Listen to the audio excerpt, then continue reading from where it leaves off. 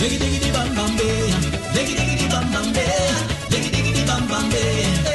We voting PNP. Hey, hey, hey. Everybody voting. They voting in time. Shelling, yes we shelling. They voting PNP.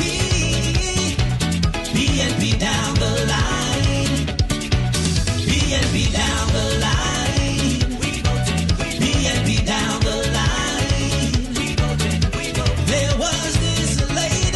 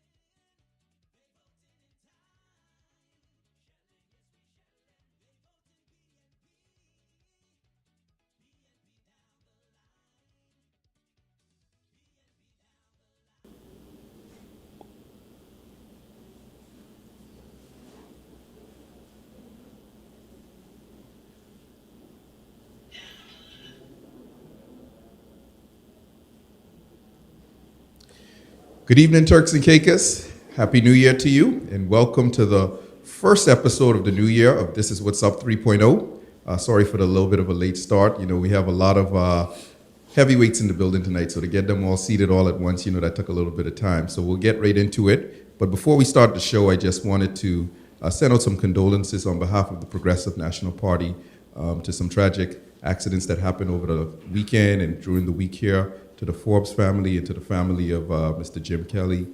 Just want to say condolences on behalf of the Progressive National Party, our leader, our chairman, and the whole party at large. And just that the Lord be with the families that are grieving at this moment in time. So just want to say that before we get the show started.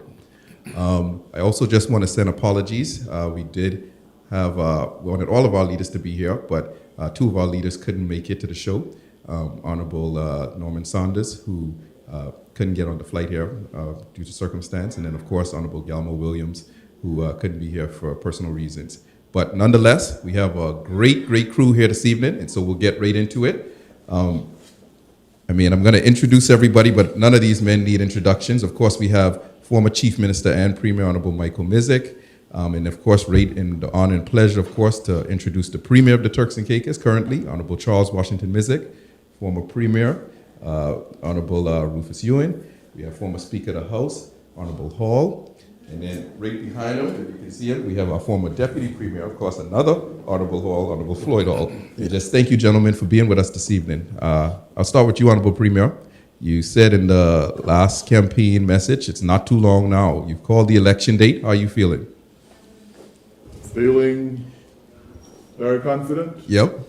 I'm feeling that we've put in the work, we've delivered for the people of these islands, and basically we're ready to continue to deliver. Good. How are you feeling being back on the campaign trail? It's a difference between governing and campaigning. So how's that feeling now to be back out there, back in front of the people, on the mic, meeting people that when you're governing, you don't get to see as many people as you would like. So now, how does that feel to be back on the ground with the people? Well, I'm still Premier. I still have a full day's work at the office to do, but I'm sharing that time between being in the office and executing my regular work and actually getting out on the road.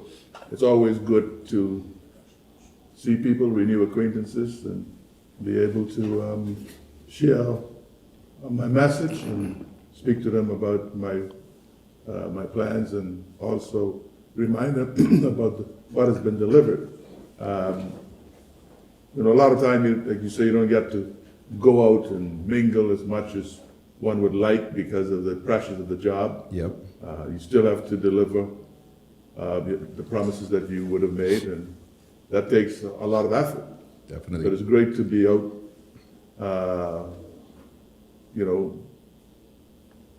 facing people, get rid of all of the sort of a garb of the office. So to speak. Yep, definitely. Yeah, it's great. It's good to be out there and meeting people and dealing with the issues and answering their questions. Great. And we'll get into some more of those issues, and I definitely want to allow everybody to just get a chance to just give me a little bit of how they're feeling. Honorable Michael Mizik, it's been a while. We haven't touched base in a little while. How are things? Things are great. It's a good time to be alive. I think that the next 5 years is going to be exciting for our country. And so this is why this election is so important. 4 years as they say, 4 years is a long time if we have a bad government, but it's a short time if we have a good government. Yep. And so it's been short because we've had a good PNP government. Definitely. And so, I'm excited about the next 5 years. And I'm excited to get back on the campaign trail and to spread a good message of the good ship PNP. Definitely. So, yes. We're going to get into some more of why you are so optimistic and why the people should be optimistic in what you're feeling. And of course, my good doctor over here, Honorable Rufus Ewing. How are you? I'm great. Yep. I'm feeling mighty fine. Definitely feeling great coming towards the end of this PNP term in office, trying to renew and starting a new term, 5-year term. I think I'm very grateful for what they have done this past 4 years. We know that they're leaving it not leaving it just temporary, leaving it where much better than they met it. Yep. And we'll have the opportunity again to take it even further. Definitely. There are lots of opportunities that they will capitalize on in the next 5 years. Lots of unfinished business, lots of unfinished work that's continuing to progress. And we're just looking forward for persons to continue to be optimistic as well and get on board. Definitely, definitely. Former Speaker of the House, Honorable Robert Hall. How you feeling, brother? Well, I'm feeling great, and it's nice to be in such honorable company. I must pay tribute to all of our former leaders who have all contributed to the development of this country. Yep. I think we have a proud record, and I particularly want to compliment Premier Charles Washington Messick for steering the ship for the past 4 years.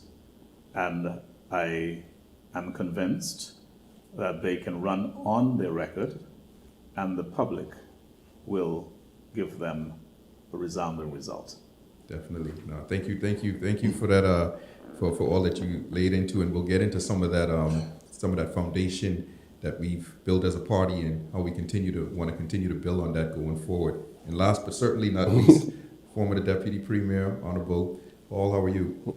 Yep, I'm doing good. Good night to everybody.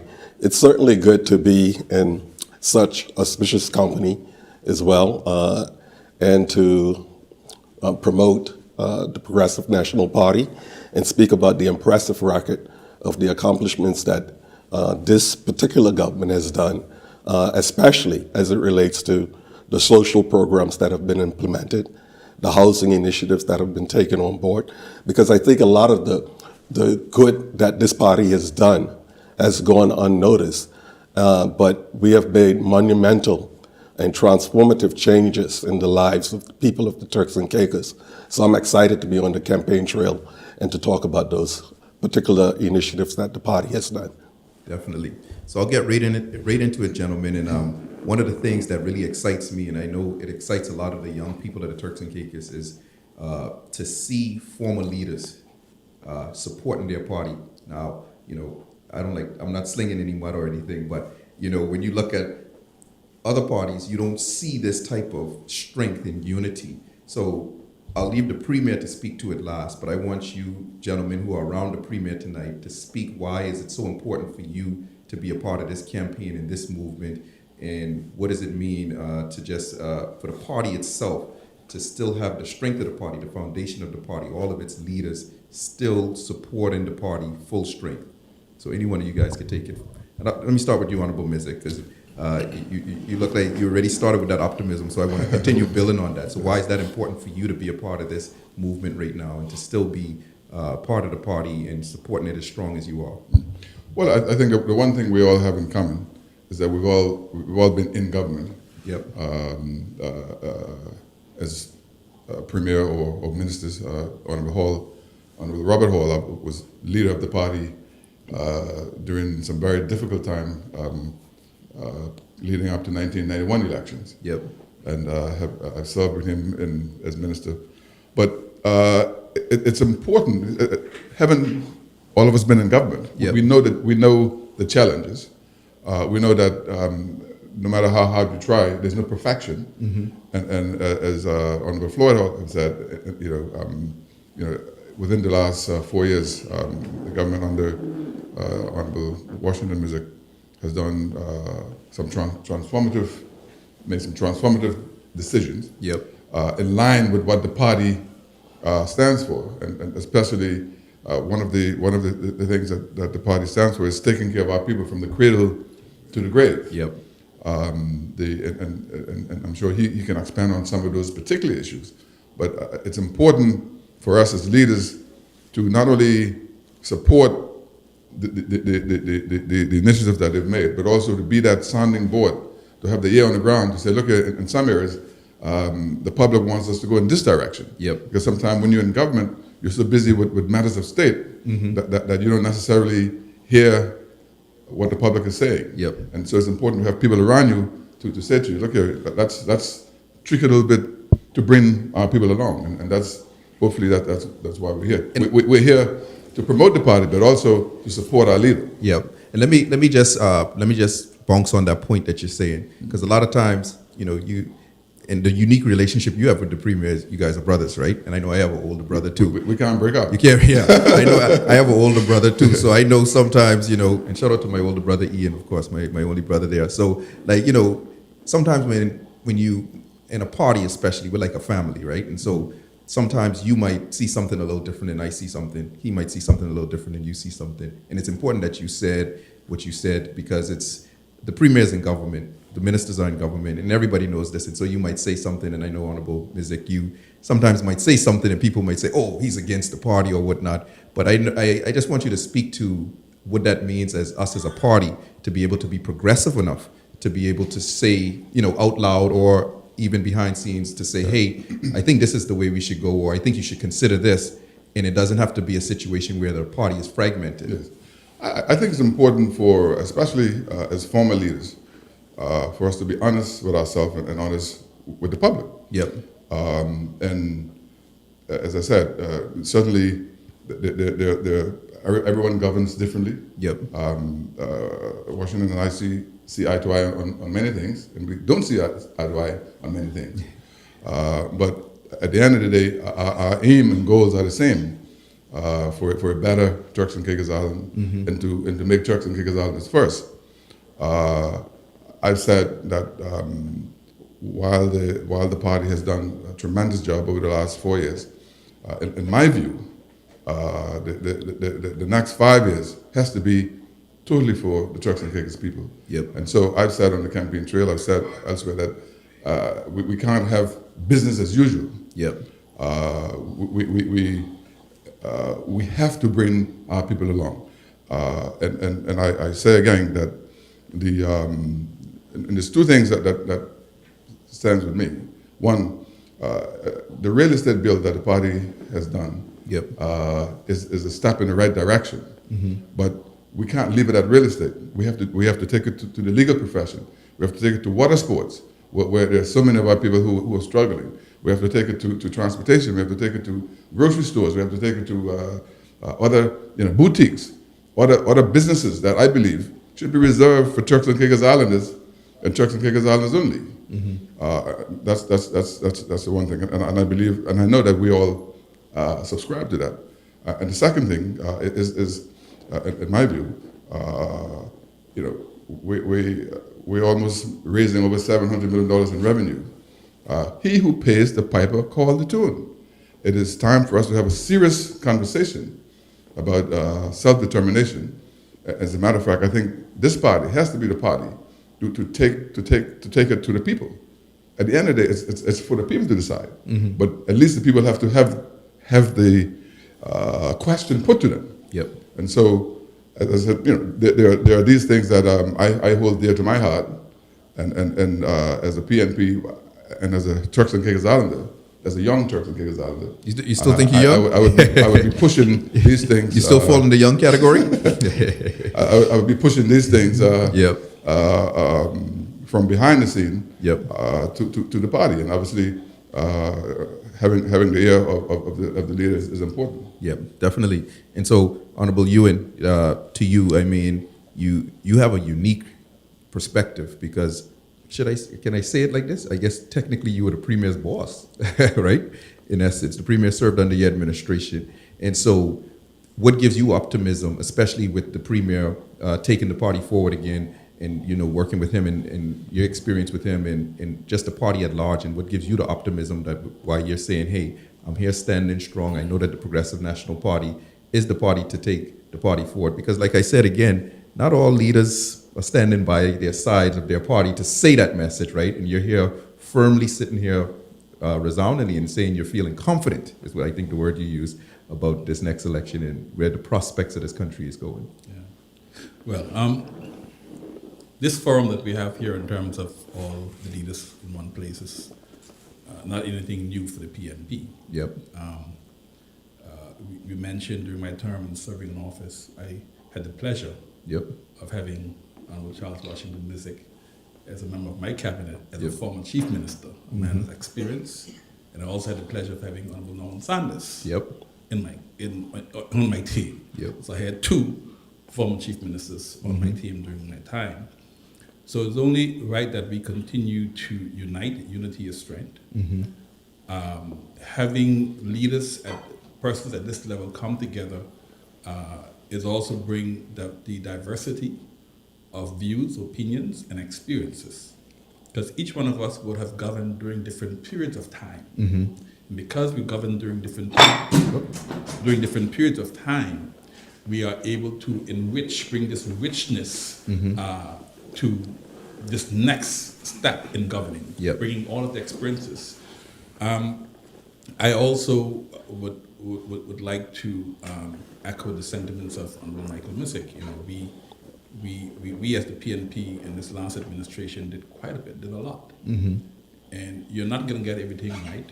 You're not going to ever complete your work. The work is never done. Never done. No. Never done. It's always a baton and a relay race. Yep. So you want to know who's going to run the next, who's best to run the next leg. Yep. And I say to you that the PNP, this PNP, who's running this campaign, is the best group of persons to run the next leg.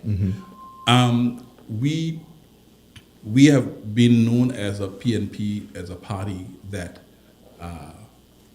shepherd this country through difficult times. We have been the party that take this country into good times. That's what we're known for. Yep. I think the others were always caretakers. Yep. And sometimes they don't take good care of what they were given. And that's all I can say. They will always take caretakers. And so we have this wealth of experience Yep. across us here. And I mean, Honorable Hall, I have Honorable Floyd Hall. Yeah, two halls on the show too. You know, on Floyd Hall, and that's why during his time, I always refer to him, never call him anything else other than deputy. Yep. Because he was my deputy. I served under him as chief medical officer when he was Minister of Finance and Health. Okay. First person to hold that portfolio. And so he brings a wealth of experience to the table here to be able to advise. Yep. And yes, sometimes the politicians and our team members may not always listen to what you say or act on what you say. They listen, they hear you. But you have to respect that. Yep. Because they're the ones who are in the seat. They're the ones who collect the information. And with all of the information coming in, they're the ones who make the decision. Yep. And you have to respect that decision because they're in the best position to make the best decision. Yep. All right? Because each of us see things from different perspectives and different angles. Definitely. I have confidence that our crew versus their crew is night and day in terms of being able to take this country to the next level where it ought to go. Going forward, we have a different set of challenges that are coming. Yep. We have a different set of work that we have to continue, and as Honorable Michael Missick stated, we take care of people from the cradle to the grave. Yep. But we also need to ensure that Turks and Caicos Islanders are first in this country.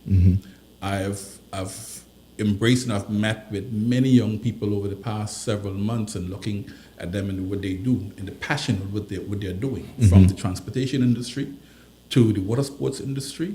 Some of them now excited to get into the real estate industry. And we need to provide those opportunities for them, and not only give them the opportunities, but protect them in those opportunities, like a bird is tending to its young ones, right? We need to be able to encourage them so that they can grow. Yep. Another area that we need to focus on as well is the area of the creative and visual arts. Our people are creatives. And we need to ensure that we take care and look at those individuals who want to get into that space. Yep. Our musicians, our dancers, our artists. Those are the ones that we need to create a big program that those individuals can make a decent living in a profession and put Turks and Caicos on the map. Because as we know, most countries in this region who are on the map are on the map because of icons, because of, be it from Bob Marley to whoever is out there. We need to create that in Turks and Caicos. And I'm sure this is the next government to do so because they have the young people at heart. We've always had the young people at heart. We always look after our young people. Definitely. And I would want to go straight to you, Honorable Speaker there, Honorable Robert Hall, you speak with such vigor and such optimism, and a lot of times when I hear you speak, you point out the great work that the current Premier, Honorable Charles Washington Mizik, and your confidence and faith in him moving forward.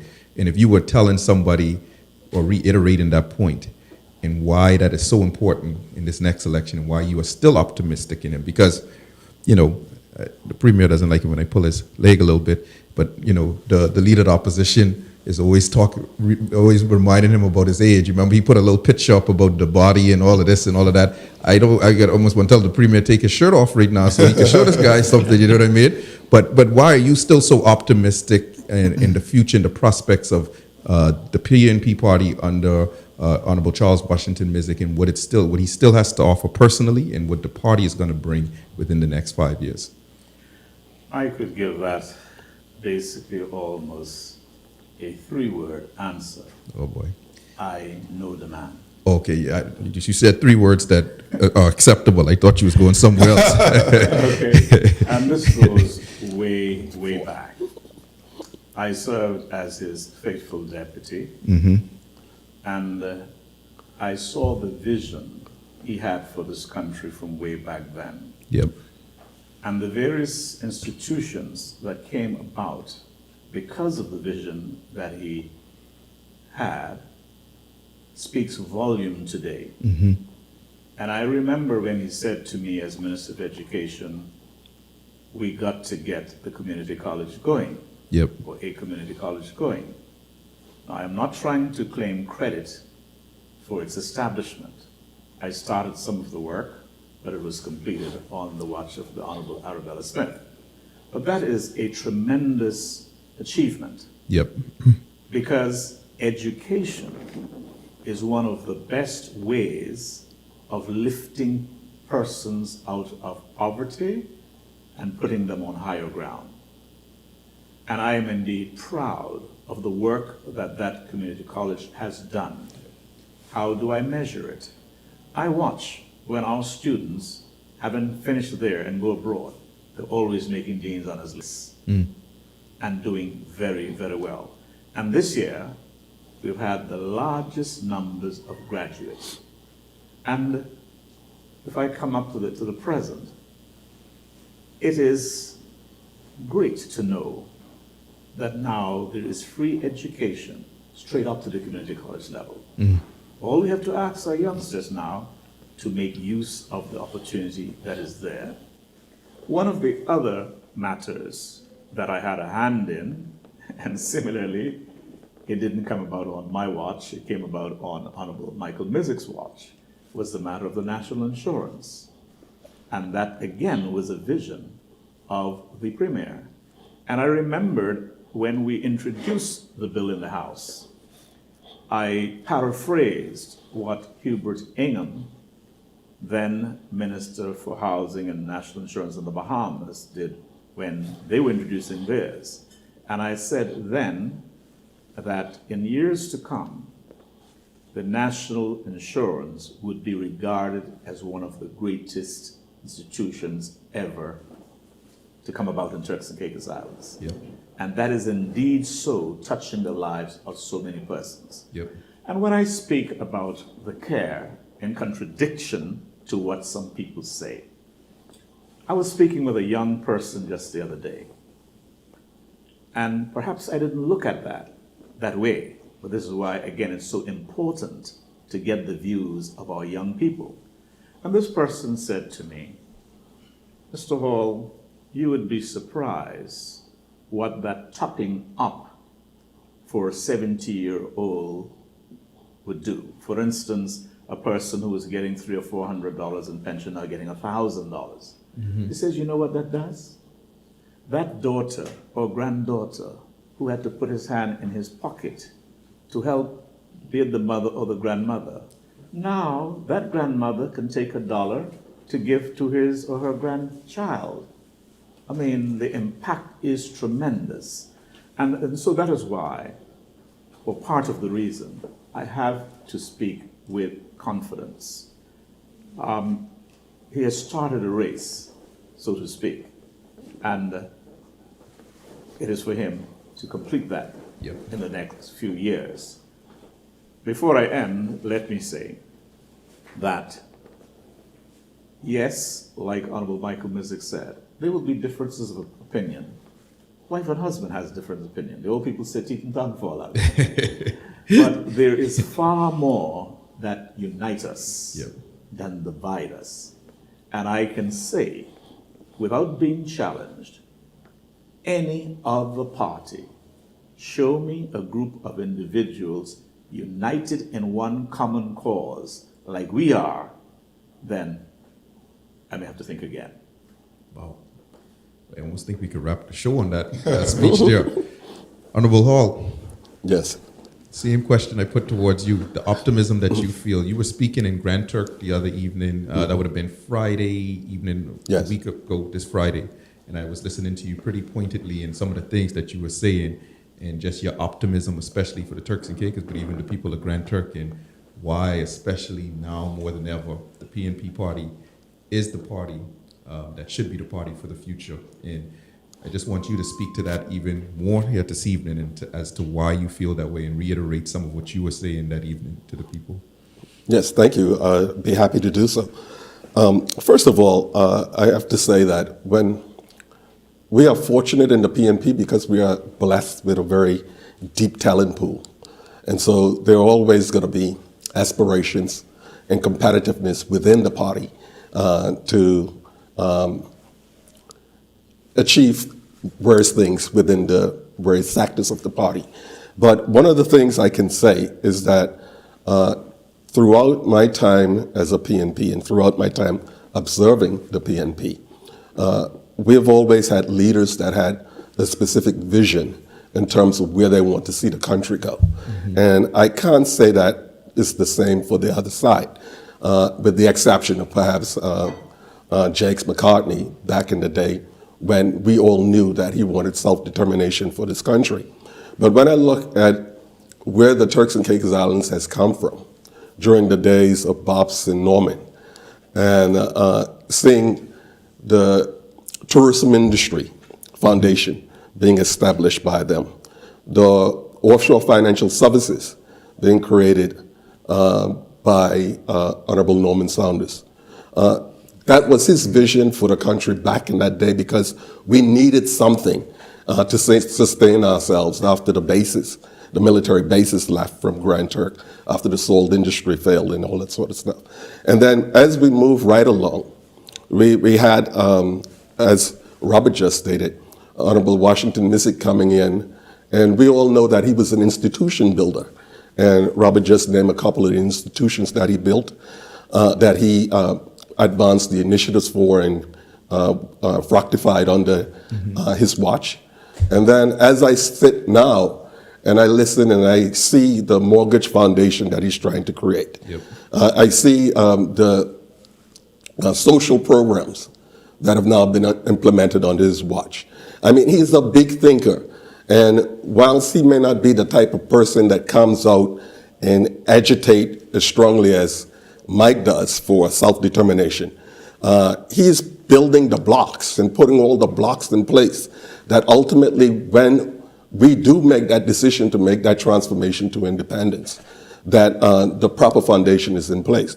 Now, unmistakably, we know exactly what Mike was all about during our time when we came to office. And I was fortunate enough to serve under Mike as the leader of my party and becoming the first premier and becoming the first deputy premier. But I remember on my very first trip with Mike abroad to the UK, and he liked M&Ms. and this is the first time I'm traveling first class in an airline traveling across the pond, and he liked his magazines and so forth. And he bought these magazines and M&Ms and so forth, and we're sitting down, and he said, "Floyd, we have a very short time in office, given that we've already lost 6 months because we had a by-election that eventually got us there." Yep. He said, "But you have some special skills that you can do certain things yourself. You don't have to wait on the civil servants to write a letter or send certain things out." And he said, "And you have to do that because we can't afford to waste any time. We have a country to build, We have opportunities to create for our people. He said, but also, one of the things that I want to make sure happens during this first 4 years in government, he said, never again should the people of the Turks and Caicos Islands have to say they're from the southern Bahamas for people to know where we're from. He said, we're going to create an identity for ourselves as Turks and Caicos Islanders. And no disrespect to the Bahamas, but we love them. But he said the Turks and Caicos Island people need to be proud of their country, and we must empower them to do so. And so, coming back full circle to now where we are today, and the speech that I gave in Grand Turk on Friday, I feel fervently that Honorable Charles Washington Missick is the right person for this country at this particular time. He has started a program over the last 4 years, and we need to give him the opportunity to fully execute upon that. Grand Turk, as you know, is very passionate to me. That's my home. And I want to see the people of Grand Turk to have economic opportunities in their own island. And we strive to, as a party, we strive to make sure that we have opportunities in each island for various Turks and Caicos Islanders. And so I want to see something happen for Turks and Caicos, and I believe that the Honorable Charles Washington Missick and his team is capable of doing that, and that's why I'm supporting them. Definitely. And Premier, time to get you rolling. 5 more years, 5 more years, 5 more years. You said, when we started the show, you said you're confident, you said you're excited, you're ready to go. I want you to speak to a few things as you get started here and get the juices going. One, of course, I want us to put to bed this whole, like I said again, this whole muscle competition and all of that. I want you to put to bed that muscle competition and really talk about the real muscle that it's going to take to run this country. The idea is the vision. Where are you planning to take the country? And not just not only where you're planning to take it, where you're continuing to take it from what you started here, what you're excited to build on, and what the passing of the baton is going to look like too. As we know, I think you said before that this is your last go at it, and you want to leave it in the hands of those and of the party in a position of where we could have something to build on, legs to stand on, and something that the country and the party could be proud of. So how are you feeling in kickstarting this last leg of your political race, and what does that mean, and how optimistic you are? And I want you to speak to the vision that you're going to bring, continue to bring as you into this next term of government. Well, first of all, Psalms 23 says, "Unless the Lord fill the house, we live in vain that build it." Amen. That's 23. Right, Kurt? Well, whatever the psalm. Actually, I think you're all wrong. I think it may be even 27. 27, yes. Not 23. 23 is, We all know is Psalm 23.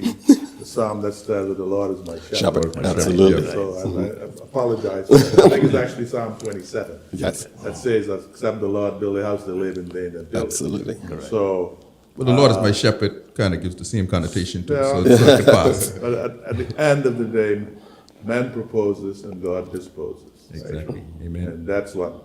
And so we come into office, we have bright ideas, we've come in as a team, and everything that we've been able to accomplish over the years in the Progressive National Party, it's been because of our ability to deliver as a team.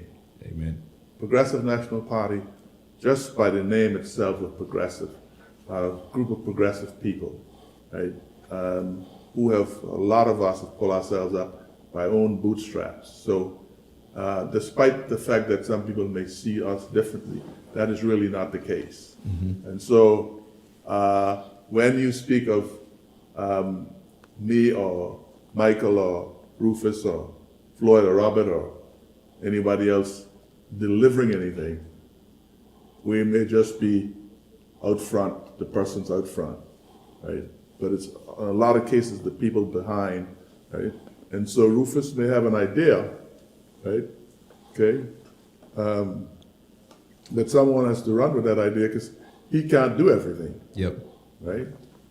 Okay, and this is why it's so important to have ministries and ministers that are aware of that teamwork and that team spirit and who, at the end of the day, have to be aware that if they do a good job, they will leave a good legacy. Yep. And so the work has to be shared.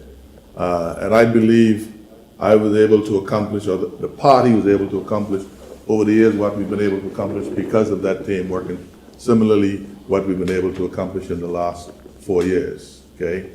As it relates to my vitality, I have absolutely no issue with that. My vitality is as good as any 40-year-old. So everything working. Now, as it relates to my age, yes. He didn't confirm, but Yes. I'm an older person, but I am also a wiser person, definitely. right? And, you know, the story is told about the chimpanzee, and the chimpanzee colony, the big bad chimpanzee is the one who attract the woman, female. Yep. In our society today, the person who attract wealth and talent, and even the female, are the person who has, in some cases, who has the big wallet. I don't have the big wallet, but persons who can demand that level of, whether it be intellect or whether it be some other, the French say je ne sais quoi, right? But those, it's not about muscle, physical muscle anymore, right? It's about critical thinking. Amen. And the ability to plan strategically, right? And I believe that is what the Progressive National Party as a whole have over and above what the competitor has. Yep. Right? And so we move into the future with faith and with bravery and with solid strategic plan. Okay, and I am positive.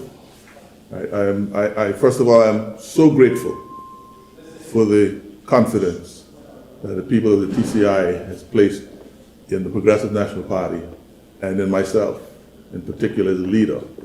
And I feel like we haven't delivered everything in our contract, and there's never the intention to deliver it in 4 years. A lot of those big projects are ongoing, and we will continue to work on them. But as all of the other speakers have said, it's about people and place. It's about the Turks and Caicos people and the Turks and Caicos Islands. And then, of course, you need to have the economic power to be able to take care of people and to improve the country itself. And so we've grown this economy from under $300 million when we took over in 2021 to $525 million today. And our intention between now and the end of the next 5 years to have a $1 billion revenue and a $3.5 billion GDP, right? That is going to take planning. And so you need someone with foresight. And, but at the same time, again, we need income, revenue in order to support our people and lift them out of poverty. This government is focused on people. There's no reason a country is doing so well for people in 70 years old to be not getting any income, right? There's no reason for a hotel worker who was furloughed during the summertime not to have any income whatsoever, right? And there's no reason for young children at kindergarten level or pre-kindergarten level whose parents have to go to work not to have a safe place to stay until their parents come home. There's no reason why young people shouldn't have a place to go at the end of the school day, again, while their parents come home. Right? There's no reason kids should be going to school hungry. Right? And so these are the things we're focused on. Yep. And these are the things we'll continue to be focused on. And the social needs of our people will grow as our population age and as it expands. And so we need to pay attention to the economy. We need to make sure it's sustainable. We need to generate streams of revenue that is going to be able to support people. We need to take care of this place, the environment itself. We need to focus on high-value tourism or high-value development that is, rather than focus on quantity, focus on quality. And we need to spread it across all of the islands. Yep. Right? A man shouldn't necessarily have to leave North Caicos and come spend the week or weeks in Provo or somewhere else and leave his family. So our intention really is to ensure that the infrastructure is in place. Definitely. Right? The Howard Hamilton International Airport, the gateway to Turks and Caicos, needs serious development, needed quickly. Right? The existing airport is no longer capable of supporting the traffic that comes here. Right? But we also need to spread things around by making sure places like Grand Turk, right? Grand Turk is after dark. There's no nighttime economy, so it's important for us to build a land-based accommodation in Grand Turk in order to do other things there. Yep. And there are plans way in advance. And these big projects have a huge planning cycle. And I know people as human beings are impatient, and they want the pressure to be relieved and relieved quickly. That's just human nature.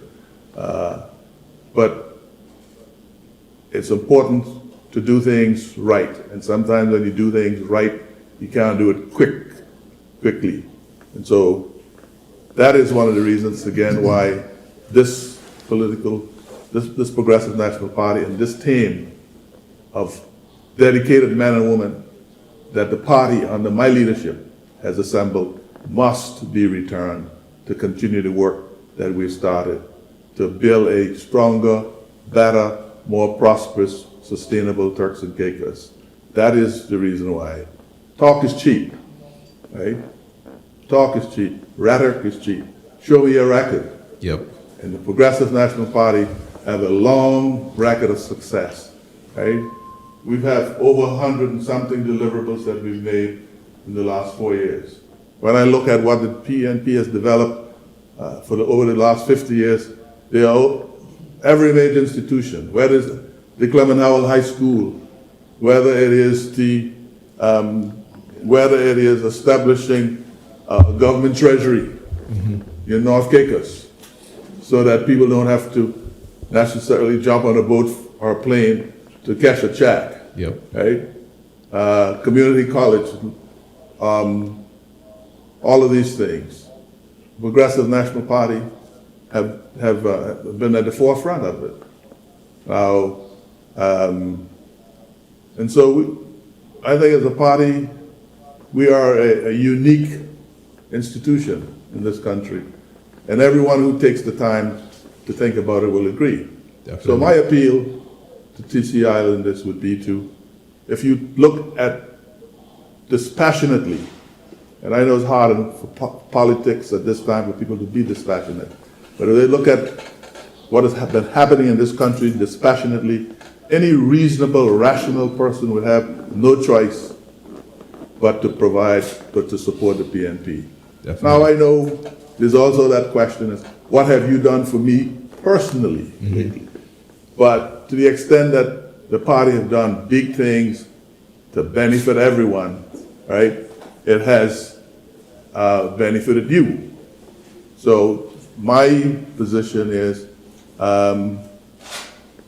again, based on the cradle to grave philosophy, there's not a particular demographic in this country, no demographic in this country, every demographic in this country has been touched by the work of this Progressive National Party and this 4 years as well under my leadership and that of my team. Definitely. Ooh. That's all I can say about that one. Let's go. Let's keep going. I think I would say to this honorable premier, if there's anybody questioning your vitality after hearing that, boy, I don't know. They got to go check themselves. They got to check themselves and look themselves in the mirror. I want to put before we move on to Go the on. next question, since I'm probably the youngest, huh? I think it's important to put this issue of age to bed. Yep. Right? As Con Bandina said, age is just a number. Yep. But on a serious note, we have a country to build, and we cannot afford to throw away experience Yep. for youth. We cannot afford to throw away youth. It has to be that combination. Yep. And again, you look at some of the big countries in the world that's doing big things, whether it's China, whether it's the United States, whether it's Brazil. Let's not talk about African countries. You have leadership that is in their 70s, and some that is in the 80s. I remember a few years ago the Prime Minister of Malaysia came back in '92 and won the election. And so I think there's a great mix in the PNP with experience and youth. And so the leader of the opposition, showing off his muscle, that's what he do. He's a trainer. And so the difference between him and us, he wants to be a fighter in the WWF. We want to own WWF. And so, that's different. And Washington is a young man at 73. I mean, he's sharp. He's sharp as they come. Well, to be honest with you, I think the picture had the wrong person. I guess they maybe should have put Bobby in there because he's not even running at large. But I didn't want to go there, But anyway. But I think this is what they call it, dog whisper. Yep. About age. Yep. Right. And you can't discount somebody's experience and knowledge because they have the blessings of God. Growing old is a blessing. Yep.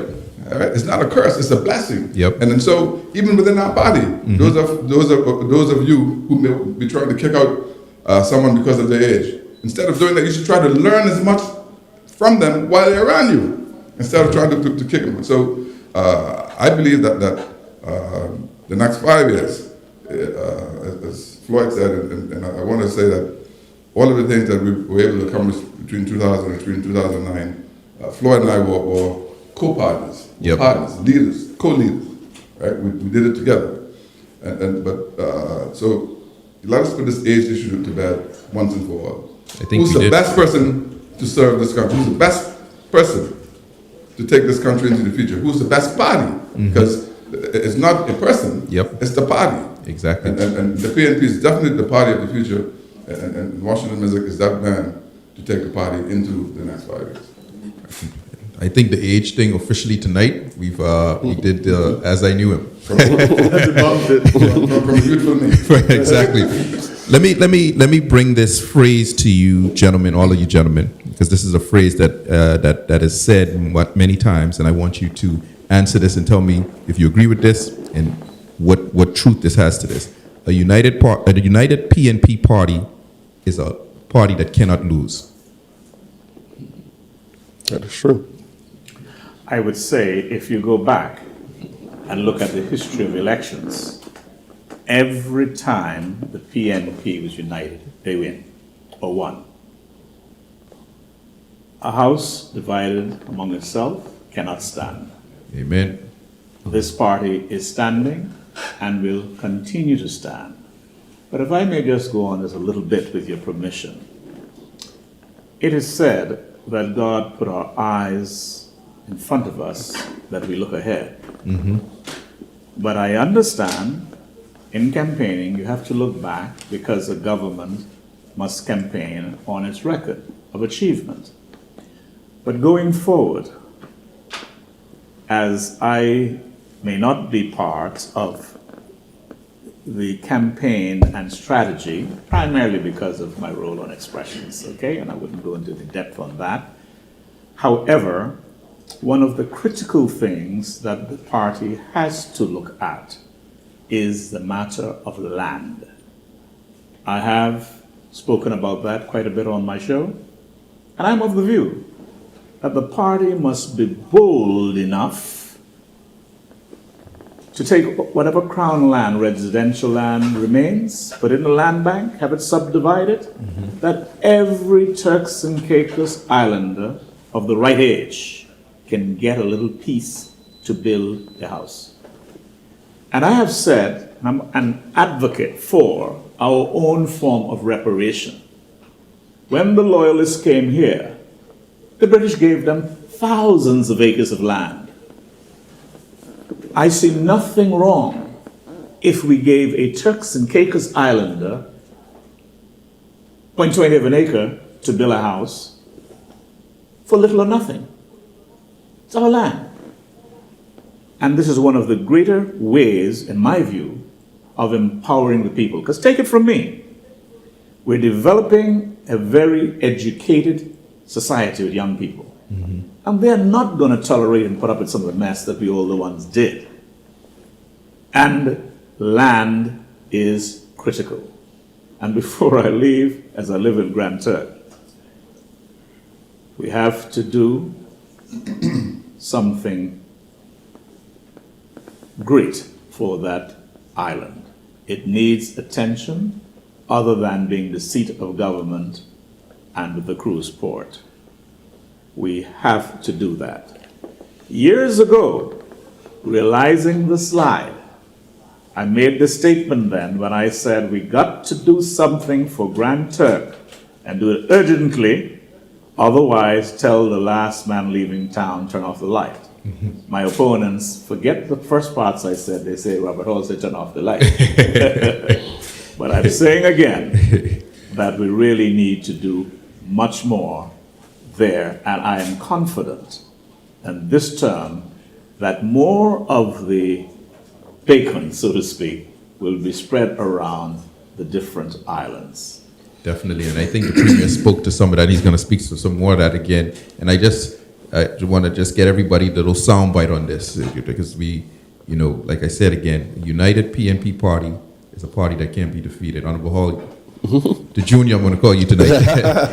You look like you're going to jump in there. Yes, the junior, huh? Yes, I am convinced that once our party is united, nobody can beat us other than God, because the machinery of our party, once mobilized, is like a locomotive coming at you. And at the end of the day, it's going to take plenty to stop that. And I think what the people of this country likes about, what they like about the PNP is that we're good at providing entertainment, but in the process of providing that entertainment, we are delivering a message.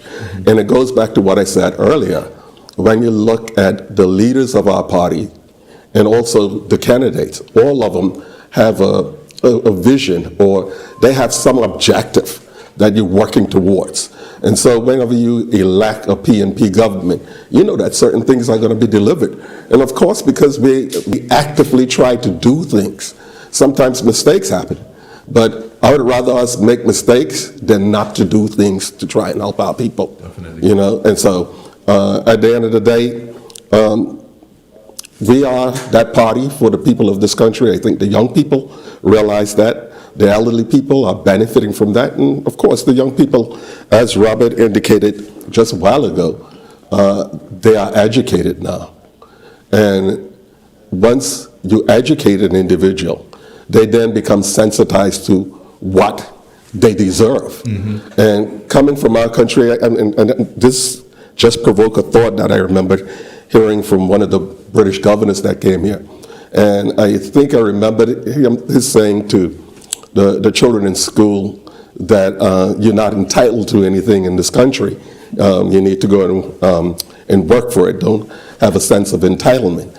And I beg to take issue with that for the simple reason that whilst I don't want our people to be lazy and complacent, but if you're not entitled to anything here, then where will you be entitled to something? And so, that's why it behooves us as a government to make sure we deliver opportunities whereby our people can generate capital. I don't think the job thing is cutting it anymore. People want to grow and to experience capital growth, and I think our party is capable of doing And that. I think, just to elaborate on what you say, I think in your country, you're entitled to an opportunity. I think that's the best way to put it. Absolutely. This Progressive National Party, with the credit union being established, with the mortgage fund being established, although, the next term you'll see it, even speaking to the airport coming into development, that's going to give people an opportunity, right? That's being entitled to that opportunity, that if they take advantage of it, they'll be able to get the results that they want to get. So Absolutely. I agree with you on that for sure, wholeheartedly. Absolutely, and I beg no apology for it, and we as a party should not be apologizing for it, because when the expatriates come here or the investment come into this country, they come into this country because they see the opportunities for themselves. And of course, we are grateful for that. I don't want to dismiss the value of having foreign direct investment come into our shores, because we cannot survive without it. But by the same token, those same people who are coming here, they also appreciate that if the investment is not going to benefit the people of this country, then something is wrong with that picture too. And so when they can get away with some of these things, they are surprised. So going forward, I believe that this party will be the party to have more deliverables for our people, and I look forward to it. Yep. And I'll go to you, Honorable Rufus Ewan, because, you better than anybody would know, and you and the Premier, actually, so you and the current Premier would know what a united PNP party and what that could mean and how undefeated that could be. Yeah, so I don't labor the point, as you said, a united PNP party is undefeatable. I think, and I've seen on both sides of that of that situation, and it's even more so now because our electorate has changed. Yep. Before, back in the day, we had, we can almost say you almost had a 50-50, or PNP, a bit more popular vote, 50%. Yep. PNP, Almost just split down the middle. So whenever any particular party is divided, the other party wins. Yep. That now is even more difficult because you don't have the die-hard supporters anymore. You have that middle section of young millennials, persons who don't follow what their parents used to do, who have their own mind and who have to be convinced. Those are the undecided. So when you have either side now still divided, they're going to go say, hey, I don't want to go with a party where they can't even control themselves inside. They're confused. I'm going to go with the party who seems to be organized, get the act together, and it's going to go places. So it's even more important now for us to unite. So I will just say to those persons out there, you can look right here, right now, to see, and this is not a show. Yep. This is not a show. This is real. This is us here united, just like we did at the rally in North Caicos again, with all four premiers they're standing. It is a united party, and this is the part. This is the side to be on. This is the winning side. Yep. This is the winning side because it's the side that is going to make you win. Okay. I just want to touch a bit on the point Robert Hall made about the land, and yes, we have to do more in getting particularly young Turks and Caicos Islanders access to Crown land, access to land, not even necessarily Crown land, because coming to Mortgage Corporation, other corporations, you might not necessarily need Crown land. Crown land is it is a finite resource. We have to recognize that. We also have to recognize that young persons, if you don't have a house or home by the time you are 30, 35, you will be paying mortgage more than like in your retirement. And that is not a good place to be. No. That is not a good place to be. We want our Turks and Caicos Islanders, when you retire debt-free. You don't have any mortgage, you don't have any overheads. The only thing you have maybe in business, but not in your personal life. So you have that sense of security. Yep. And that is what we need going forward. So in addition to giving them Crown land, yes, but we also have to look at sustainability of Crown land. How can we take that Crown land and put it in a real estate investment trust that every Turks and Caicos Islander can benefit from the investment in that real estate investment trust? So there's sustainability of the land going forward, right? Yep. Those are things that we need to think about. Those are things we need to look at we need to look at wealth. You need to look at creating wealth within our people, not just wish wealth, all right? But I mean, and you this said, term, can I just say this? You said so much more in 1 minute then I saw a group of people putting up some pictures of some homes and just, you know, some fancy homes and saying, hey, this could be yours, you know.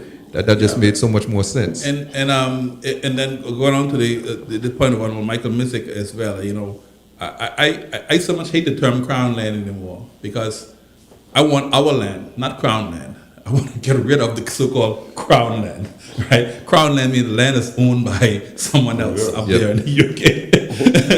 We want it to be our land. Yep. And that's the point that we land, right?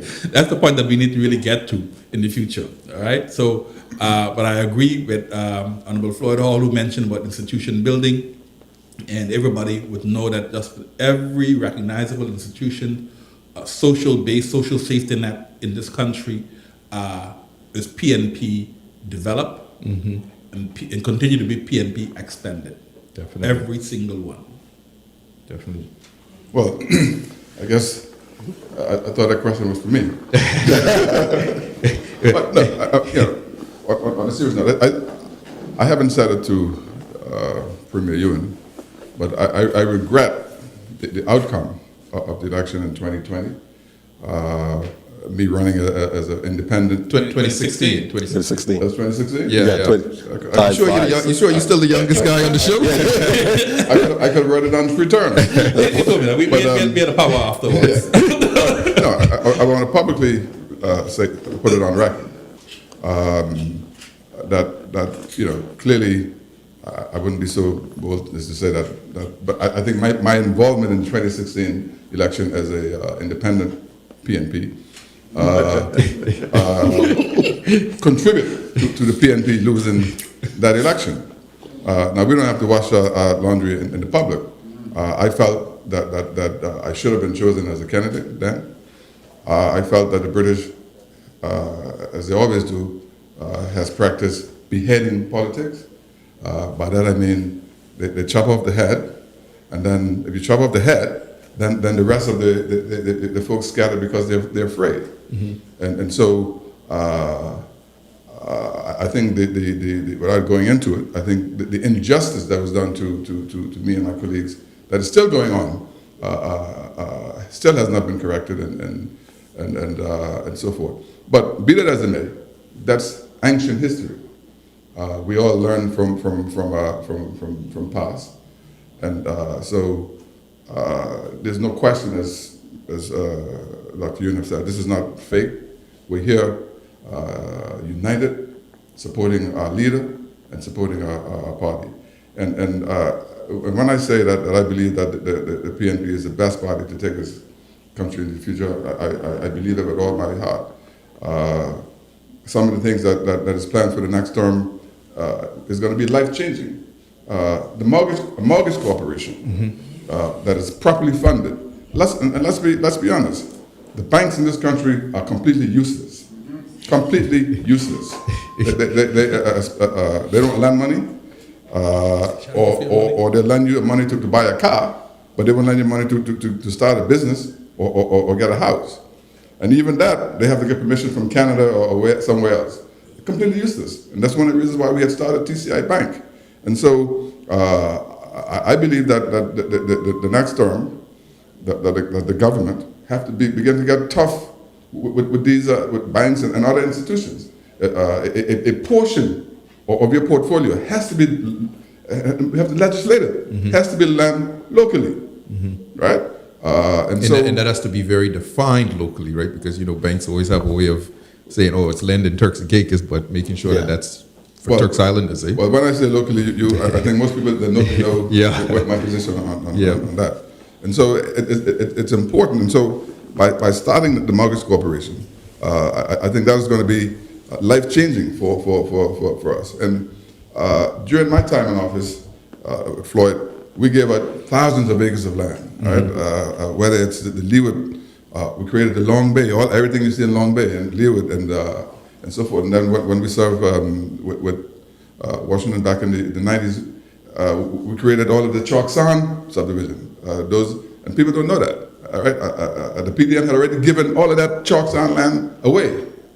All right? Under Washington's leadership, we took it back and gave it to the people that you see that's living down there.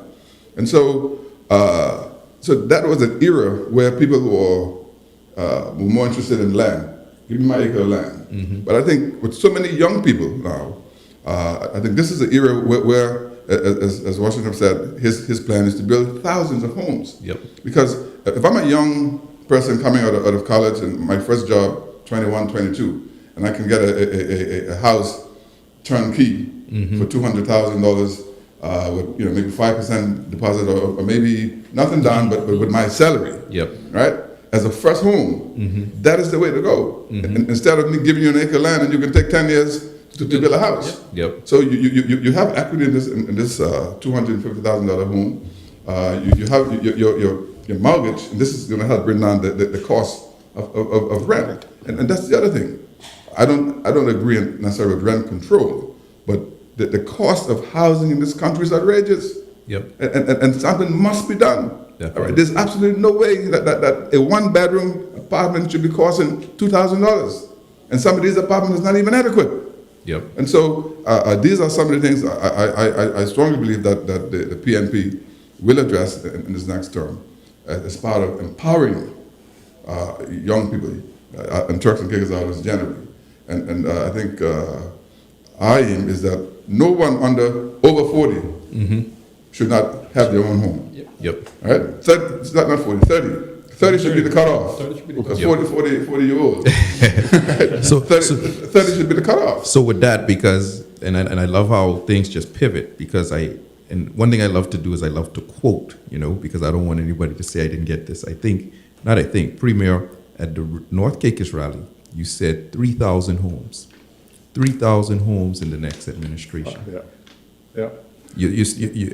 And the reason why I want to repeat that is because, as Honorable Mizik said, and as everybody here has said about Crown land and homes and that being a focus, and you putting an absolute number on that, I want you to speak as briefly and as strongly as you can as to how you intend to ensure that when we come back after 5 years, that we're not having the same feeling again in this conversation again, that your administration is going to deliver 3,000 homes, because that's a real promise in essence. Yeah, so let me pivot to the first question about yes. unity first. Yes, please. Okay? The issue, the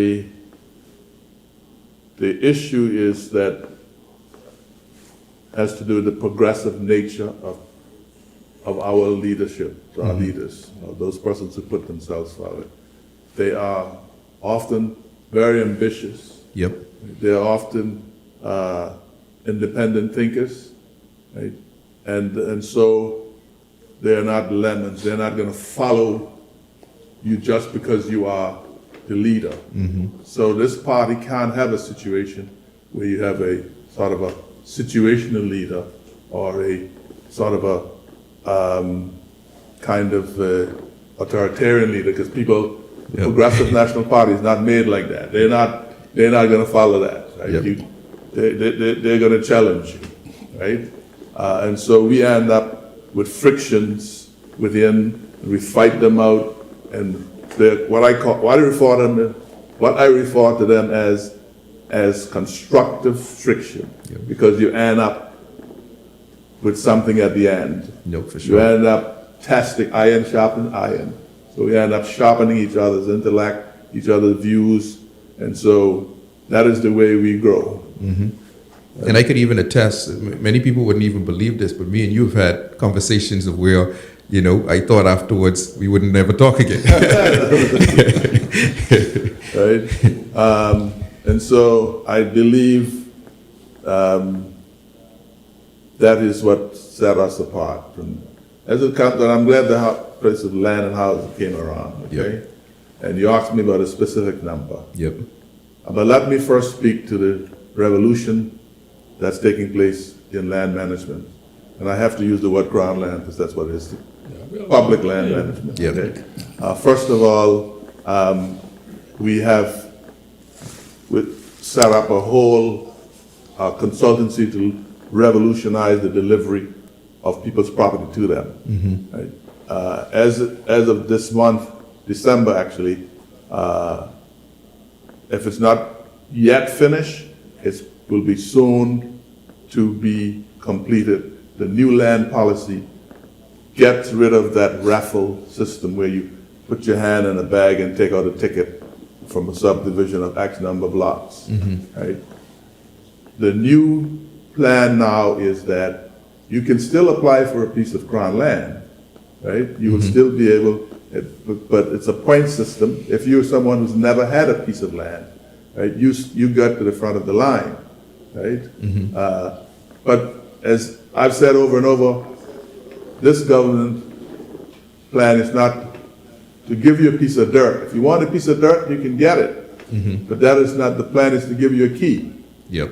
right? That is the plan. And so what we've done, we've bought back, we've spent a lot of money since we've been in office, to buy back land, private land, so that we can make it available for housing. Just close to phase 2, a few months, or 6 months ago, we bought, was it close to 200, like 190 something acres Wow. of land, okay? So the plan is to build communities of about 1,000 homes apiece, okay? Because you need to have community. You need to have community where a mother can walk her baby to a daycare center.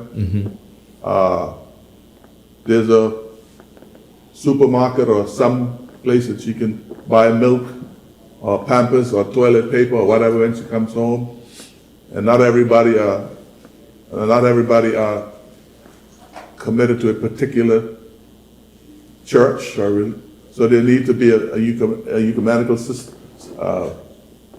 building within the community, so people who want to worship the way they want to worship can have access to it. To build a community, and this spread out that we have here, like you see in Los Angeles, that's not the way I see it. I see it where everything is in your community. Everything you need is in your community. You don't have to jump in your car and drive 5 miles to buy a gallon of milk, Yep. right?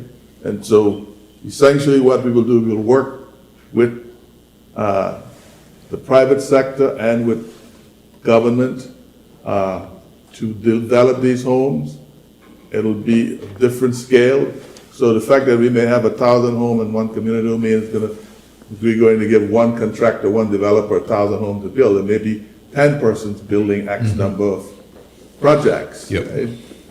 But the issue of land cost is very important, and I agree 100%. If we're talking about affordable housing, we have to, even though this government has given an additional 25% reduction in the concession. When we came in, a price of a lot, let's say it was $100,000, you had to pay $75,000. And that land, in a lot of cases, was already revalued at a price beyond the ability of a person making 30 grand a year or whatever to be able to afford. Yep. Right?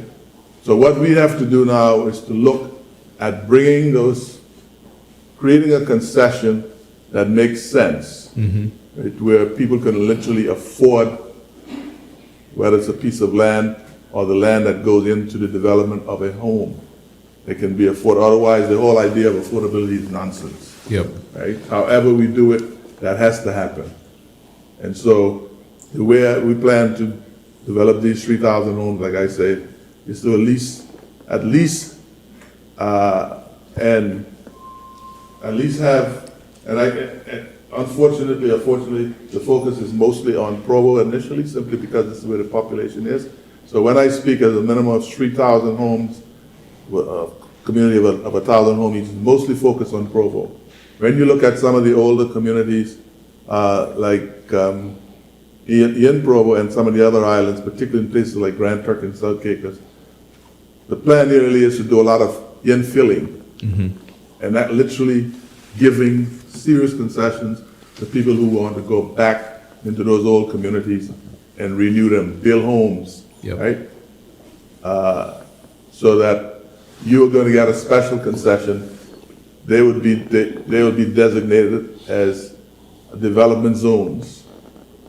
So you would get a special concession. You want to go into Overback or Back Salina or somewhere in one of those older communities to build a residential property for yourself, you will get a special concession to do that, because the intention is to renew those communities and make them functional, put more facilities into them, Definitely. right? But home ownership is something that this government, this party, has always functioned, always focused on. And this particular PNP administration, and the one immediately after it, which will still be myself and my colleagues, Amen. we will continue making sure that people can own homes in this country, our people. Definitely. No, Can powerful. I just add to that before we move on to the other question, because it's something that comes up so often as we move around. And I believe that the next PNP government has to, and I know they started this resettlement unit and so on and so forth, but the issue of the cost of land, particularly in provincialities and throughout the islands, has to be addressed. Even with the resettlement and the revaluing of this land makes it cost prohibitive for Turks and Caicos Islanders. And this is something that needs to be addressed. The second thing is that I believe that the next PNP administration has to look into if a young person has built a house, may not have all of the documents, right? You have to find a way to regularize them. Knocking down people's house, hard-earned house. Turks Islanders, I'm talking about. I'm not talking about illegals who may squat. I think it's the wrong approach to take. Of course, you don't want to encourage that, but you have to draw the line in the sand. That people who have done so. I mean, I met a young guy the other day. He has a nice house, 2-story place, Turks Islander. Okay, he probably built on it without permission, or in some cases the lease expired. And now he has an order for the house to be knocked down. I don't know the full story in terms of whether the government gives him a chance to catch up. But I'm saying these are some of the things that I believe has to happen.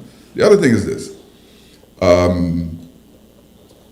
too many people have been getting a free ride of Turks and Caicos for far too long. The time has come for a government, and the PNP will be the next government, to institute undeveloped land tax for foreigners. Right? You have thousands of acres that Providence had, that people have beachfront land and all kind of land that they bought for $10,000, and now the value is $10 million, and they still wouldn't develop and still wouldn't sell. Right? The government can make $300-400 million alone of that. And so what I would do is tax expats who want to buy land, undeveloped land tax, and as the Premier said, certain traditional areas that has been, whether it's Blue Hills, Five Keys, the Bight proper, Bahal Creek, Kew, make them duty-free zones for Turks and Caicos Islands. So not only do you not pay, or you pay almost a reduction in stamp duties, but also in terms of tax, bad tax. If you build housing and that area, Airbnb, you shouldn't have to pay the 12%. I met a lady yesterday have one apartment as an Airbnb, one bedroom apartment, and the revenue is on her for tax. Again, we have to start a little bit. Maybe if you have under 5 units or under 7 money units, you shouldn't have to pay tax as a way of encouraging our people to get involved. So the whole aim is to tax those who can afford to pay and let us live our best life of their money. Right? And so for sure. these are some of the initiatives that I would like to see happen, that I would be pushing from behind. As part of empowering Turks and Caicos Islanders, because at the end of the day, and also the other thing I must add, is that the time has also come to put a cap. Some countries to put a cap in terms of what expats can buy. I believe anything under $1 million should be for even private land, should not be sold to expats. But again, As Nelson Mandela once said, these are my views. Now, well, I'll give the Premier an opportunity to speak to some of the basically, views. I and what he might think. don't think we should put him on the spot, but No, I'm no. saying, No, I don't mind being on the No, spot. he told me he loves being on the I spot. don't So mind being on the spot. okay for what you ask. I don't think anything on the spot because certainly in my position, it's not even prudent to show my full hand. Right? So,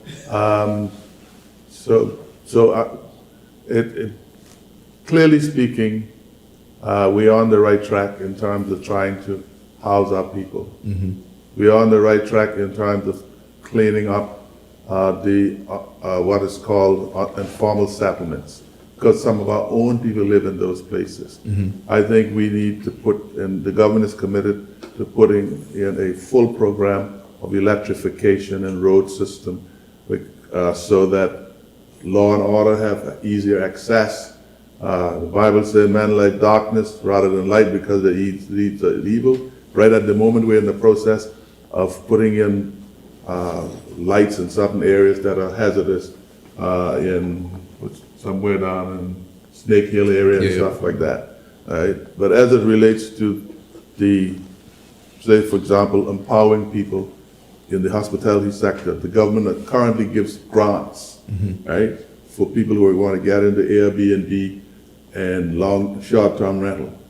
But Mike, the owner is not the person who's paying the tax.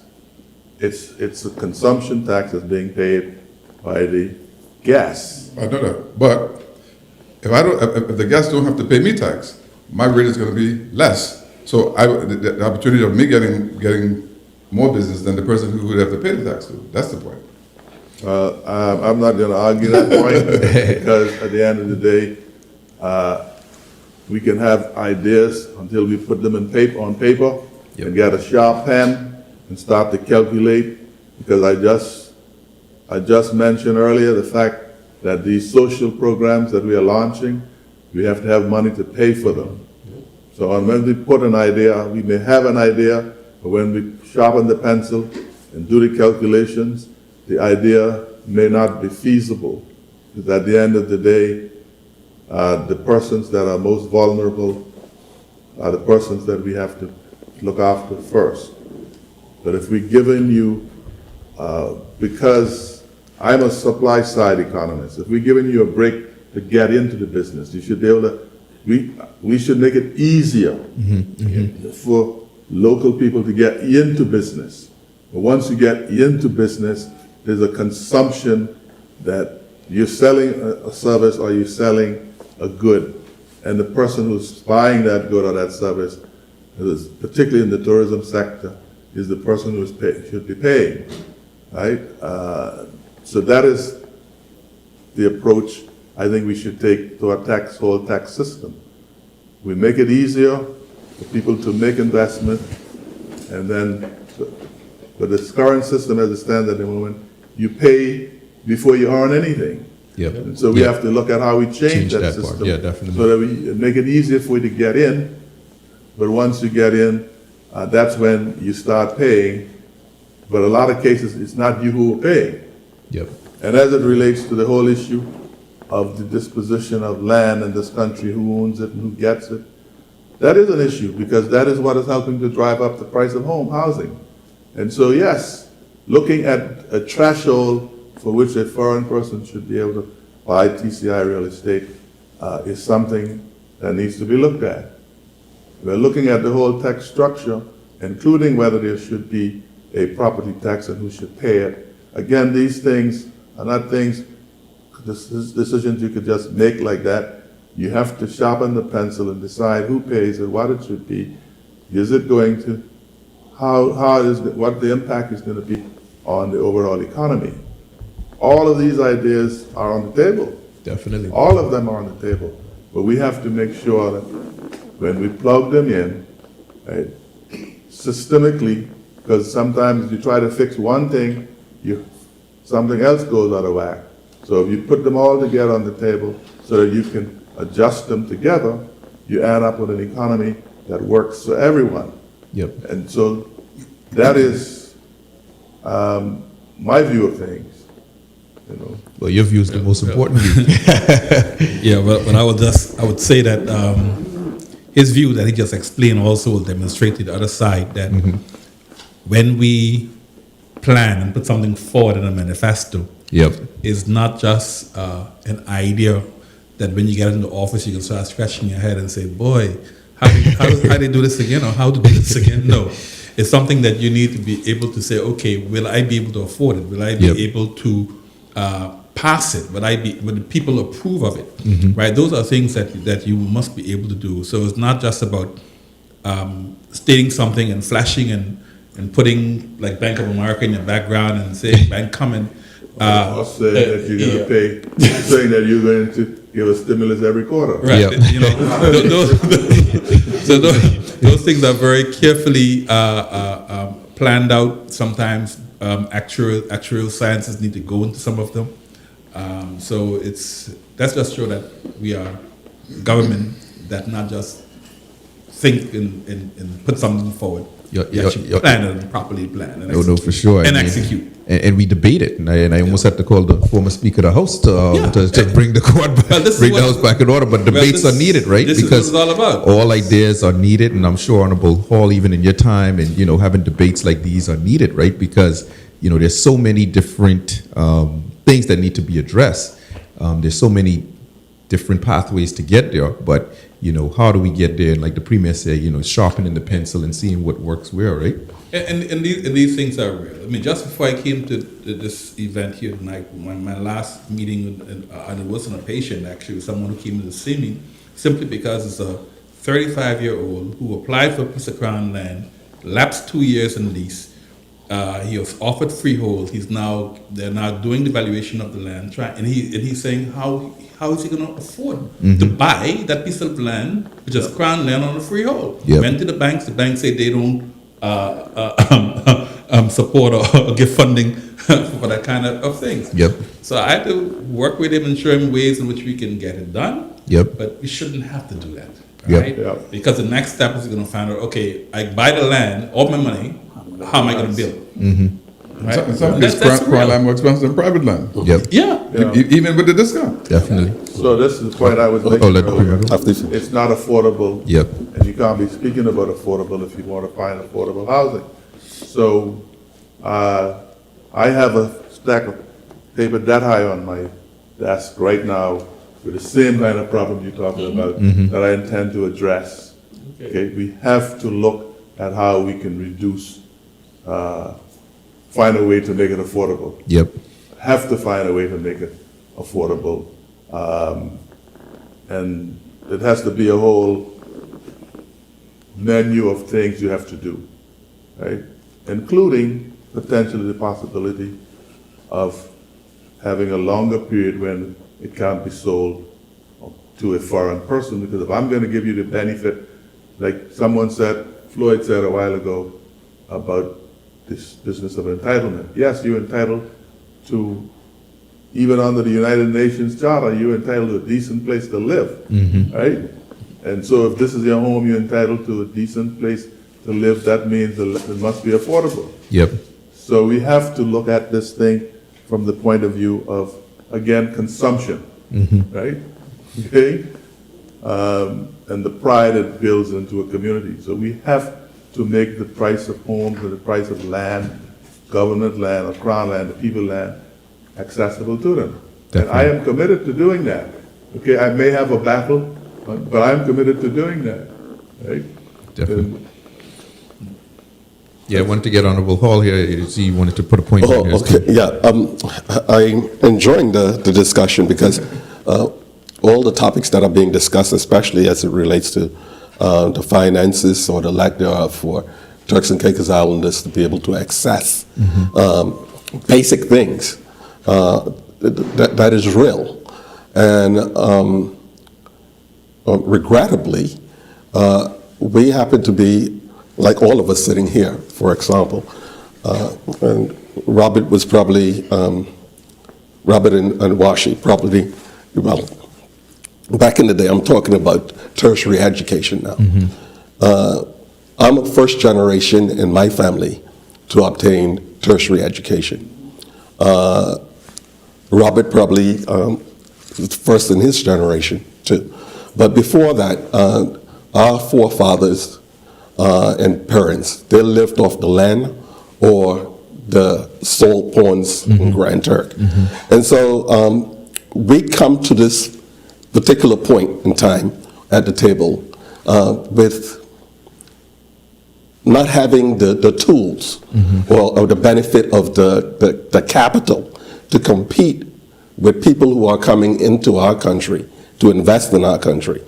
And unless we as a government put our people in a position so that we can participate in a real way, I think our people will end up getting left behind. Now, I like the fact that when I heard Washington spoke earlier about where when they first came to office, the budget was like at 300 and something million, and they took it to over 500 million. When Mike and I got into office in 2003, our country's budget was 98 million, Wow. and we took it to 250 million. So our party has always done things to grow the revenue of our country. But we had to deploy so much of that money, bringing our children up to the stage whereby they could have gotten tertiary education. We had to build out our infrastructure. And now we are just getting to the position whereby the country is generating some decent surpluses. And I think during this next term of office, providing God spares us from any natural disasters or whatever the case may be, I think our country is going to have a decent nest egg that the government could do a lot more to help our people.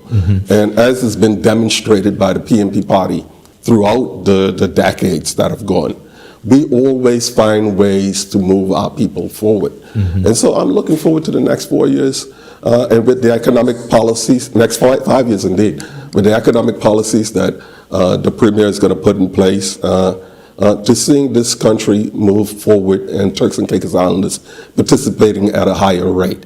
But also, I think some of the big things that we need to do as Turks and Caicos Islanders in terms of getting investments in the big projects, we have to find ways to marry capital with the opportunity for our people in this country. And so with foreign investment coming in, some things they probably just can't do unless the Turks and Caicos Islanders is involved. You know, and back in the day, between 2003 and 2009, that was a defining point where a lot of Turks and Caicos Islanders got involved in our economy, and I think it's going to happen again under the Washington Mystics administration. Definitely. Honorable Speaker, you have anything you want to end to the last bit of that part of the debate before we move to the closing parts of our arguments tonight? Not much more than what has already been said. And with regards to land, with regards to housing, that is extremely important. And I have all the confidence that that matter will be addressed to the benefit of the people. We must ensure that there is absolutely no homeless people in this country. The Progressive National Party has provided safety net and lots of social services, as the case might be. But there are a few persons who are vulnerable in the same area that I speak of. And in Grand Turk, I have been, in my own little way, sensitizing various departments to this. Because when we think of the relative wealth of the country, just like the Premier says, nobody in this country should go hungry. You know, somebody sort of lambasted me for alleging that I said no one in this country is suffering. I didn't say that. There may be few who may be suffering, but what I meant, there should be no one going to sleep hungry or who is homeless out on the street. That ought not to be. Definitely.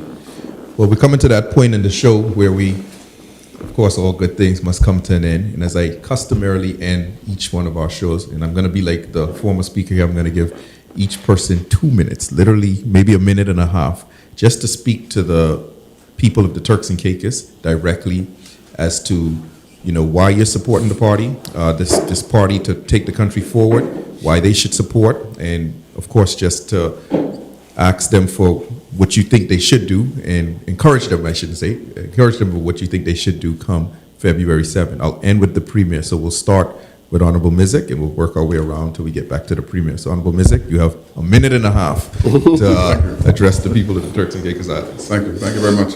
Again, congratulations and keep up the good work that you're doing. Appreciate it. On behalf of the party and of course on behalf of the country. I'll end where I started by saying this is probably one of the most crucial elections that our country will face for a number of reasons. Number one, the term has increased from 4 years to 5 years. Yep. You don't want 5 years of bad government. And you don't want to stop the progress. I believe with all of the progressive stuff that I hate to use the word pipeline, but that is planned, like the mortgage corporation, like the housing, like the international airport. And with that, I think it's time to open up the airport 24 hours. If we're going to be open to business, be open for business. With education, with healthcare, and all of the institution building that Washington has done over the years and continue to do, with the Sovereign Wealth Fund. And so, and as I said earlier, the issue of the $1,000, and I've always been a supporter of that, a living wage, and Washington, and they're right on the head. What's it called? Not the police, but the regiment. Yep. Is again a step in the right direction, and I believe the regiment should eventually become our defense force. And so we're on a roll. Don't rock the boat. We cannot stop the progress. And so there may be people who may have doubts. Now we have four additional candidates, and you're not only voting for Washington as premier, but you're voting for the team. Mm-hmm. You have a lot of new and exciting and ambitious and intelligent guys like Travago, like Janika, and Sharon, and Willie, to complement the guys that have been there before. And so it's important for you to vote PNP straight down the line. We cannot take any chances. I know that you give a man 9 votes or 10 votes that they're tempted to share. But this election is too important to share. And so I call on those of you who love me and support me over the years to support the PNP this election. Let us allow Washington to finish the vision and the plans that he has for our country. And you can be assured that people like me and Robert and Rufus and Floyd will be in the back there trying to steer him if we think he's getting off track. So you're not only voting for him, you're voting for the party, but you're also voting for men and women like me behind the party. So let's make history, give him a second term, and let's see the magic that he will make and will continue to make. Grateful. Honorable Hall. Well, first I think I must clarify that I am here as a former leader of the PNP. Because of certain of the roles that I have, it was not my intention to be out there on the campaign trail.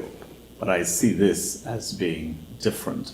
I cannot change what is history. I am indeed proud of the team that the PNP has been able to put together. To use a basketball term, we have a deep bench comprising of seasoned, dynamic individuals and other youthful, dynamic persons. This is the last term, once successful, for Premier Charles Washington Mizik, as our Constitution only allows 2 consecutive terms. But I am not worried about the future of the party because we have so many individuals in there capable of taking the baton of leadership and running with it. As we face the next election, I am calling on the public to set aside some of the petty things. Maybe you didn't get that contract you wanted.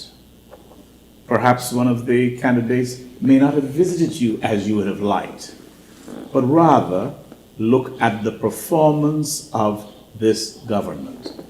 I said to some folks the other day, which country in the Caribbean provides $30,000 in grants, not loans, for agricultural purposes? Which country in the Caribbean provides $50,000 grants again for home repairs? Nobody can show me any. And I follow world politics, let alone Caribbean politics. Which country provides $10,000 in loans for a person who wants to purchase taxis or improve their taxes?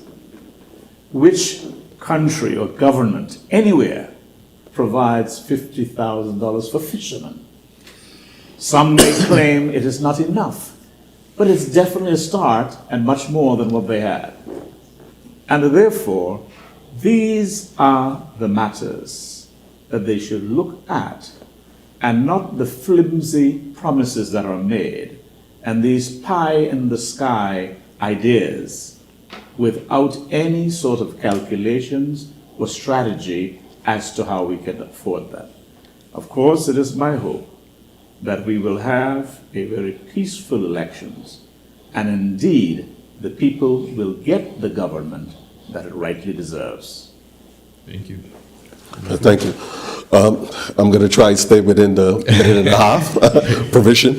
But in focusing on your question to me, I want to consider two words, continuity and competence. And if I had to tell people in the Turks and Caicos Islands why they should continue to vote for the PNP, those will be the two words that I would want them to focus on. Continuity is extremely important because it avoids a new group coming in and having that learning curve in terms of applying themselves to get that machinery of government up and running. It avoids having to go back over reports, consultancy arrangements, and so forth. And so I believe that this government has made advancements on a lot of things that the Premier just spoke about earlier tonight. If he were to be elected, or when we are elected back into office, he can hit the ground running and deliver on those things within the next 5 years.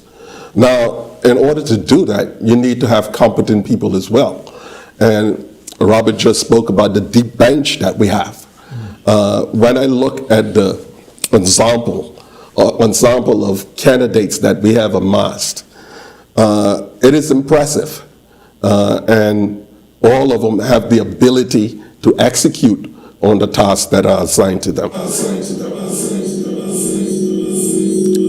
And I just want us to reflect also on something that is very, very important. For example, I think that people in this country would remember in 2003 when the Leeward Highway was being done.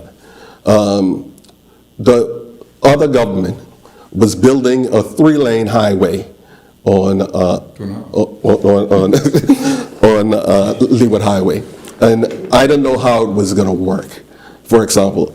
But I remember quite well when our leader, Michael Missick, got out there and lambasted them. It's like, how in the world a 3-lane highway is going to work?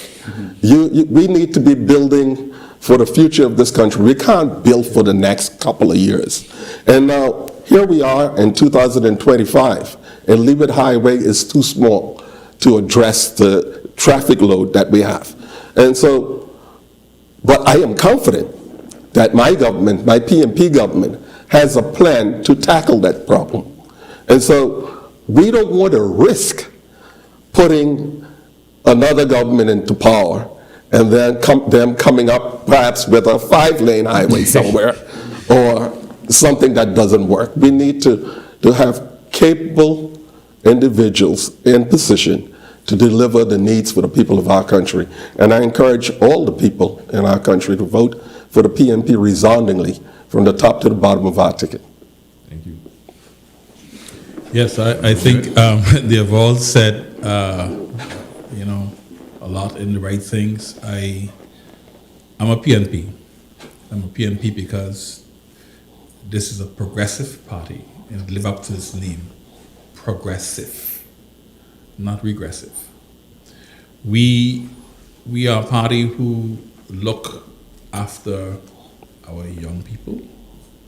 We nurture them, we support them and help them to grow. We invest in them. Because this was all about investing in something that you can get a return that Premier Music was talking about earlier, that you can get a return from later. All of the institutions that we've built, I wouldn't go back and talk about them. They know what the PNP is capable of doing. We are planners and we are visionaries. But there's a thing about vision. I think just about everybody have a vision. But having a vision is one thing, but being able to execute your vision is another thing.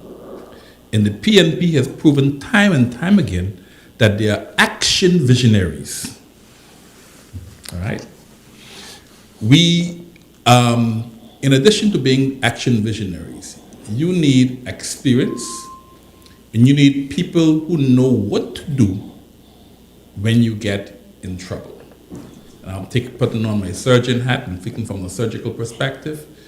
You want that doctor and that person who, if you get into problems, they can get you out of that problem alive. We will have disasters from time to time. We will have from hurricanes to whatever. And you want that government in power, who could not only manage during good times when everything is going okay, but also when you reach troubled waters. Mm-hmm. You need somebody to steer that ship. And the PNP has shown over and over again through successive years that we are the party that deals with problems. So from the 13 to 2 government of the PDM, when Honorable Charles Washington Music had to take over because they called early elections in 1991, and he took over and he steered that ship during difficult times. Some challenging times, I think Robert Hall will know about those times, and was able to guide us safely, and during that time even developed the National Insurance Board, right? The Michael Mizik administration, when there was nothing in the bank, took over a broke government and created a revenue, as Honorable Floyd said, from $90 billion to $250 million. And then I want to talk about my time to be able to take on that big challenge. $60 million. We were on a deficit budget, and to bring you back from the depths back up to above 300 or close to 300 and something million. All right? So you want a government who knows how to deal with problems and how to handle challenges, because you never know when they're going to hit you. Make no mistake. Do not put your future, your children's future, in the hands of persons who are inexperienced and who do not know what to do when those tough troubled times hit. So I want each and every one of you to don't share no votes. Vote straight down the line, PNP, because one vote will cost you that one seat, and that one seat loss, as we've seen before with tied votes, will cost you that government. Don't make no mistake. Thank you. To you, Captain, to take us home. Right, so let me say this. Turks and Caicos is at an inflection point. And it depends on how you vote, can tip the balance one way or another. And so my appeal is going to be to you that Turks and Caicos people, the Progressive National Party brings you progress you know, and experience you can count on, as opposed to the other side who will be fumbling in the dark and trying to make up their minds about what to do. I clearly remember being accused by the opposition of being a socialist because we're delivering the social programs that we have been working on for our people. Well, and I said then, and I say now, if delivering for our people to give them a better life makes you a socialist, then I am a socialist, right? And that's what I will continue to do. I will continue to work as hard as I can. I know organized properly, this economy, and from where I sit, let me put it this way. I said it recently in my New Year's speech. Lots of places in the world, they're predicting, they're seeing a retraction in the economy. Not so in the Turks and Caicos. We have close to $4 billion in investment in the pipeline. And Mike don't like that word, right? A lot of it is being delivered as we speak. Okay. And we need to manage that in a way to the benefit of our people. We need to provide, invest money in agriculture and fisheries, in the arts, the yellow economy, the blue economy, in order to create linkages to our hospitality sector. So my plan is to isolate fishing and tourism and other fishing and farming or agriculture and other productive activities, perhaps in a completely separate ministry, so that we have a focus on food security and to make sure that our fisheries, for example, are sustainable. Going out and catching a net full of bonefish and selling them is not going to give you nearly as much as you can get if you become a skilled fly fish guide. So we will give you the tools that you need, and we will make funding available. The grant system will continue, but in addition to that, we will make loans available to escalate, to support the escalation of your business, the growth of your business. The important thing is we have to create a flood tide that floats all boats. Everybody has to benefit. And so we speak about inclusivity because at the moment we are experimenting and trying to get to that point, and we will get to that point. But it's extremely important that if these islands are going to grow and the people are going to benefit, growth has to be inclusive. And it has to be inclusive of the people within our communities. Because at the end of the day, only what stays in the community is what counts. And that is why we have to create activities that don't depend on you importing something, bring it in and selling it.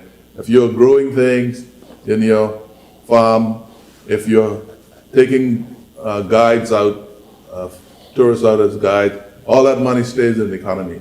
So what we're interested in doing is building a local economy where the money can circulate locally, rather than having a shoebox economy where everything comes in, the money comes in, then you have to send it back out to buy everything. So I want you to, as I said earlier, to listen to me dispassionately, because we have a plan. Just don't get up and read a fairy tale story and try to connect it to what happens in TCI. When you see our manifesto in a few weeks, you will understand what I'm saying.